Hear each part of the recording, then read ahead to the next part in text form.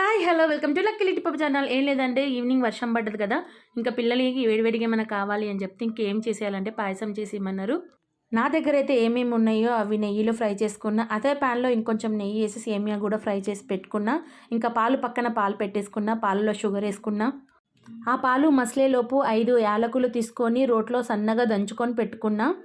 ఇంకా యాలకుల పొడి మసలుతున్న పాలలో వేసేసుకున్నా, అలాగే సేమియా కూడా వేసేసుకున్నా అండి. ఇంకా సేమియా ఉడికినాక ఇంకా మనం ఏమైతే డ్రై ఫ్రూట్స్ ఉన్నాయో ఇంకా డ్రై ఫ్రూట్స్ కూడా ఇందులో మిక్స్ చేసుకోవాలి. ఇక్కడ మా టీనమ్మ నేను కలుపుతాను, మా టీనమ్మ కలుపుతున్నది. ఇంకా ఫ్రై చేసుకున్నాక ఇంకా కొంచెం లాస్ట్లో గీ వేసేసుకొని ఇంకా మూత పెట్టేసి వేడిగా సర్వ్ చేసుకొని తింటే తినండి. ఎట్లా ఉంది చెప్పండి? సూపరా? Thank you.